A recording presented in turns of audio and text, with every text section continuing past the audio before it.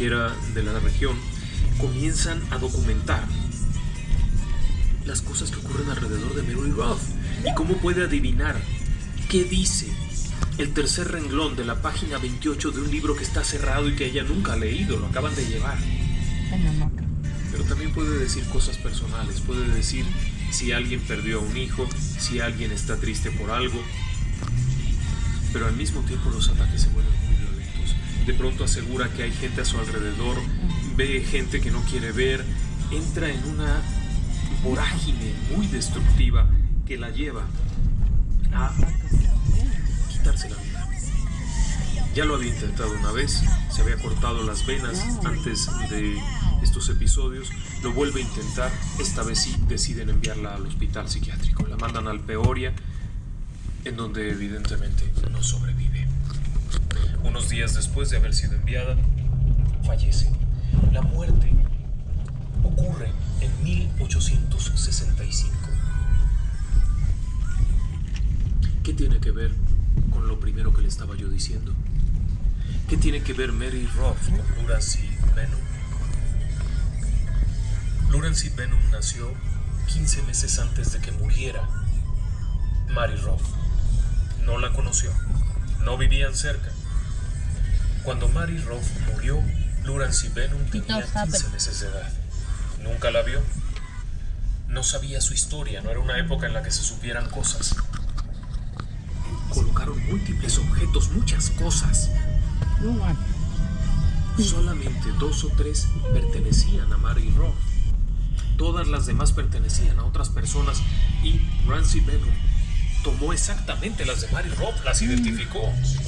Nunca las había visto, no tenía forma de saberlo y sin embargo las había tomado. Quedaba claro que Lawrence Benham se estaba yendo. Y así ocurrió. Un buen día, Lawrence Benham ya no estaba. Cuando le hablaban ya no respondía. Entonces un buen día el doctor Stevens llega y le dice: bueno, ¿tú quién eres? Soy Mary, doctor. ¿Qué Mary? Mary Roth. ¿Usted sabe quién soy? El doctor se queda impresionado porque el término que está usando, la forma en la que está hablando, él la conocía. ¿Qué haces ahí? Y entonces viene una respuesta tremenda que sería retomada para muchos episodios de investigación en la época del espiritismo. Porque lo que contesta la mujer es: vine a tomar el alma de Ramsey. Su alma está muy enferma, está asediada y la van a destruir. Yo vine a cuidarla. Cuando ella esté bien, regresará. No tenga preocupación por eso. Yo me encargo. Entonces ocurre un fenómeno que se conoce como el espíritu de control. El espíritu de control lo que hizo fue ocupar el cuerpo para evitar que toda esta plaga de voces que entraban y salían del cuerpo de Ramsey la estuvieran destruyendo. Porque cada cambio, cada cosa que ocurría ahí dentro eran emociones diferentes. Todo esto le estaba afectando, según explicaba Mary Roth. O el fantasma de Mary Roth, que había muerto algunos años atrás. Ten en cuenta que Mary Roth había muerto 12 años antes de estos acontecimientos. Durante el periodo de tiempo en el que Ramsey se identificó como Mary Roth, tenía habilidades extraordinarias, podía ver cosas que los demás no veían, sabía la historia de las personas, contestaba preguntas. Fue muy popular el caso. Asa Roth, el padre de Ramsey, incluso consiguió que esta chica, que no era su hija, físicamente era la hija de los Benham, fuera a casa un tiempo. Durante este periodo de tiempo la chica embarneció, comía bien, estaba muy fuerte, no volvió a tener ningún ataque de ninguna especie, no había dolores de cabeza. Es importante señalar que cuando Mary Roth muere, tiene 19 años. En el momento en el que esto ocurre, Lawrence tiene 13. Así es que el comportamiento corresponde al de una joven de 19 años, no al de una de 13. En casa es colaboradora, la familia está muy sorprendida, los Benham están muy tristes, muy espantados. Un buen día, tocan a la puerta, se abre la puerta y es la chica quien viene a hablar con los papás de Ramsey.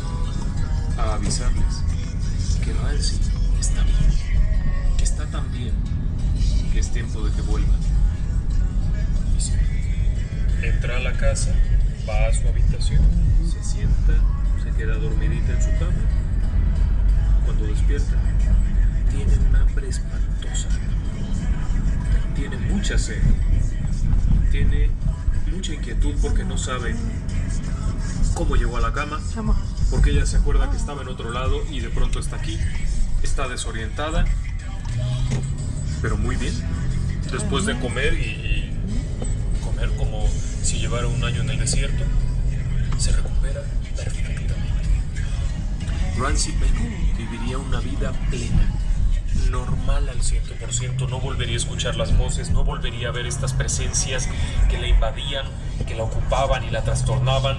Katrina, Hogan, Billy Conning, todos ellos desaparecieron por completo, ni siquiera los recordaba. No sabía de qué le hablaban. Cuando le dijeron que sí sabía quién era Mary Roth, no lo sabía.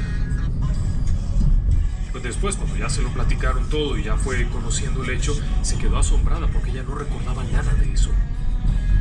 Como le digo, llevaría una vida plena hasta una edad avanzada cuando fallece de causas naturales y no volvió a tener episodios de ninguna especie y no volvió a saber cosas más allá de lo natural. El espíritu de control, es decir, Mary Roth había cumplido su palabra. Aun cuando podría haberse quedado en este cuerpo y haber seguido viviendo, regresó a Ramsay, quien siguió con su vida hasta el día de su muerte. Es una historia muy interesante que nos habla de un fenómeno paranormal poco común, pero que en buena medida, una vez que se entiende esto, podría explicar casos de personalidades múltiples. Quizá algunos de estos extraños asesinos y perversos y en realidad pudieran tener alguna explicación dentro de esta área. Claro, si es que creemos en lo paranormal y si consideramos la posibilidad de una suplantación espiritual. A diferencia de una posesión demoníaca, la suplantación se da entre espíritus desencarnados de personas que han muerto evidentemente y que ingresan en el cuerpo de alguien que está en una condición de fragilidad. Un relato extraño, hombre. Lo más sorprendente de esto es que está tremendamente documentado. Periodistas, el propio ministro de la iglesia, el médico, todos llevaban meticulosas notas y se escribió un libro acerca de esto probablemente en 1886, a finales del siglo XIX, así es que hay un documento bastante valioso que acredita la historia. Y sin embargo, es una historia poco ocupados de forma ilegítima por un montón de personas que llegan y rápidamente levantan pequeñas habitaciones y pequeñas casas de materiales muy enclenques en forma muy rápida. Se les denominaba paracaidistas porque llegaban de pronto, se asentaban y tomaban posesión de lugares que no eran de ellos. What's what? Who is he? Esta situación se complicó mucho en los años Albert 80 en la Ciudad Lane. de México. Albert Lane. Lugares en donde había grandes predios I haven't heard anteriormente, of him. escuelas, hospitales, Albert G. Lane, that's the name of the school, is it? privadas. Grupos de personas He must be se somebody apoderaban de estos important. terrenos So y they named posteriormente the los school iban after him. fraccionando, dividiendo, I hasta know que for a era fact I'm a obligatorio president. servicios. Grover Cleveland is, right? Es correcto pensar en que estas personas en ese lugar, aquel sitio, aquel extraño lago que se encuentran estas personas a las que llamaron aztecas, era un lago de aguas mixtas, debido a una serie de fuentes sulfurosas ubicadas en un extremo. Una buena parte era de agua salada, hedionda, pestilente, y definitivamente no era apta para el consumo humano, ni para el riego, ni para nada. Las partes más cercanas a las desembocaduras de numerosos ríos que alimentan este lago son tratables. Vamos a pensar que estas fuentes de agua que escurren hacia este enorme lago, ahí donde llegan al lago, son para el consumo. Se puede tomar agua y regar los campos, se puede usar para el consumo, pero el islote que les han asignado está en el centro, en un área que no tiene agua dulce. Aún así, aceptan, siguiendo un antiguo designio, en donde encontrarían en medio de un lago un águila devorando a una serpiente sobre de un nopal, lo que se convertiría en el emblema nacional. es una leyenda. La realidad histórica es que estaban vagando y finalmente fueron a dar ahí. No era un sitio fácil. Para habitarlo no era fácil, era complicado. Además tenía varios islotes alrededor, que eran también de gran tamaño. Eran habitables, pero había una reserva. Verá, cuando a este grupo de personas se les asigna aquel islote principal, los otros pequeños islotes no se les asignan. Y no es que no se les asignen por avaricia, no. O de las Lincoln. tribus que estaban asentadas en la orilla. Estaba falta.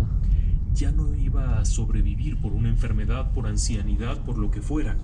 Era llevado allá. Y allá moría. Porque estos islotes en medio de aguas Side by the y highway. albergas sin alimentos, porque en este sitio Ya, la no, pesca es right. raquítica. No me he dado El único cuenta. sitio donde se puede pescar es en los ríos. Hay 20 y tantos ríos que llenan este enorme lago. Pero además, si bien hay aves migratorias que anidan en esta zona, en esos dos islotes tampoco hay vegetación exuberante.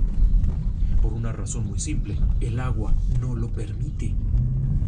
Y es una zona que huele por el olor a azufre, por las aguas azufrosas que vienen del fondo del lago. Aquello huele mal.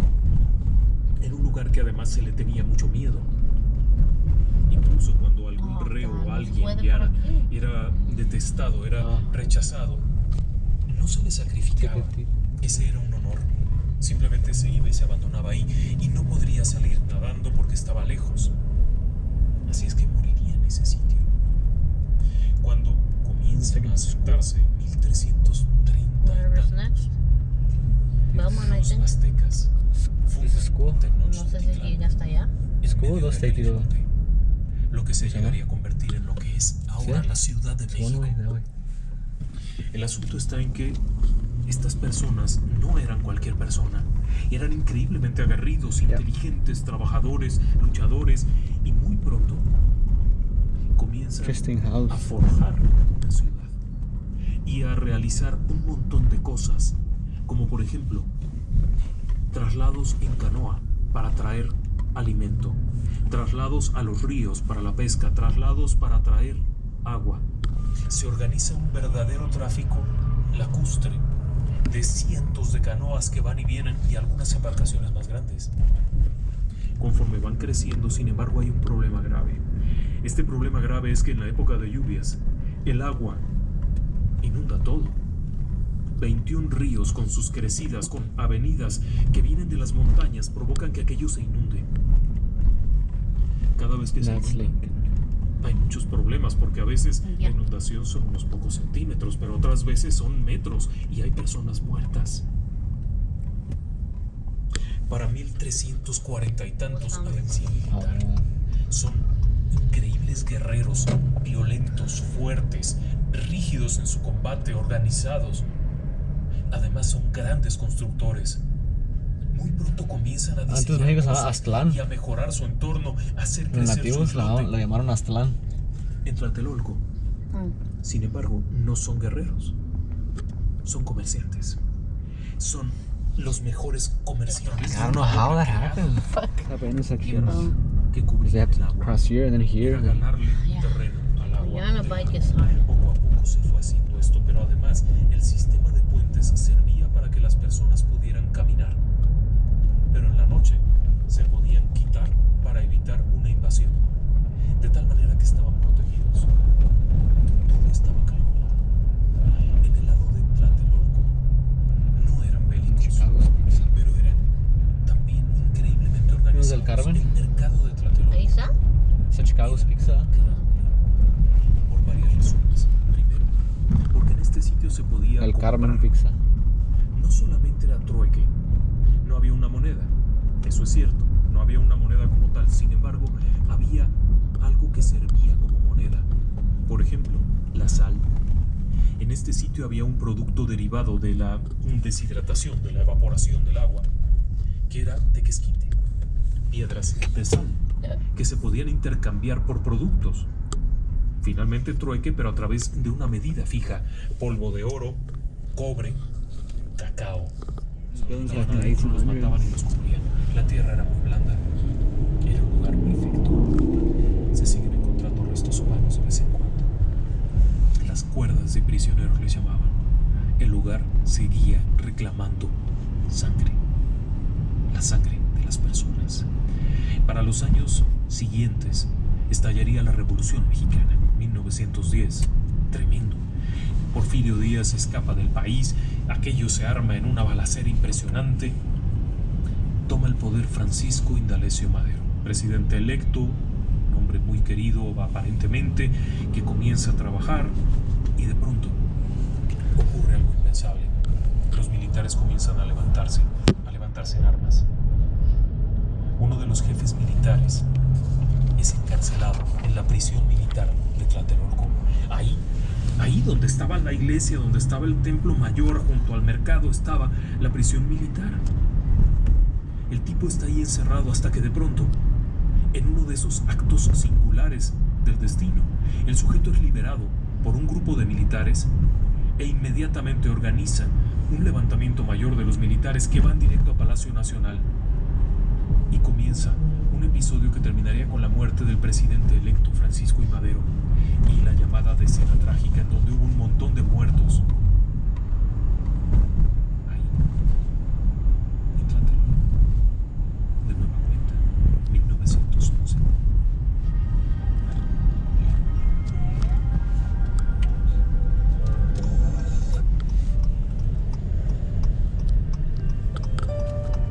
Descubierto los yacimientos arqueológicos que estaban ahí en Tlatelolco, donde se encontraron miles de esqueletos.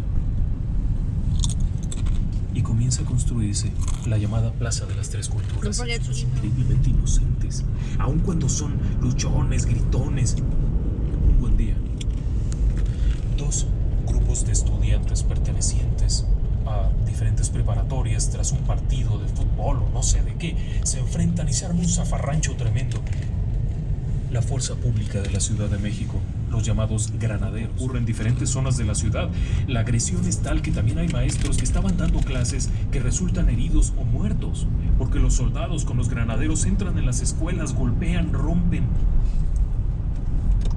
Los estudiantes de diferentes universidades públicas y también algunas privadas se unen en un movimiento de huelga con una serie de peticiones al gobierno federal que en ese momento encabezaba un tipo de apellido Díaz Ordaz. Este movimiento de huelga va sumando adeptos del Instituto Politécnico Nacional, de la Universidad Nacional Autónoma de México, de las diferentes preparatorias, de algunas universidades privadas que comienzan a sumarse en marchas, protestas en un país que seguía teniendo todavía una especie de rigor militar, aun cuando el gobierno era civil. Todavía muy poco tiempo atrás había habido militares en el poder. Este movimiento va creciendo y amenaza con la estabilidad, o por lo menos la apariencia de estabilidad que había. Y esto teniendo en cuenta que el 12 de octubre de 1968 inaugurarían las Olimpiadas, era algo inaceptable. El movimiento de jóvenes estudiantes, lo que pretendía era algo, por supuesto, comienza a crecer. Like a house and a church at the same time. Que tenía órganos internos. Desde 1968 se convoca a una junta mayor en la que habrá miles de jóvenes de las universidades, del Instituto Politécnico, de todas partes vienen. Se va llenando todo aquello con miles de jóvenes que están unidos en una sola protesta. Es 1968 y el mundo está cambiando y estos jóvenes quieren poder usar el pelo largo. Quieren poder bailar, cantar, gritar, soñar, creer que se pueden comer al mundo cuando ellos quieran. Y se reúnen en Tlatelolco, junto al Templo Mayor, junto a la iglesia, ahí, en la Plaza de las Tres Culturas, al pie de los grandes edificios que son la muestra del crecimiento y del desarrollo del moderno México. Ahí están reunidos. El líder está por allá hablando con un altoparlante. Alguien está incluso tocando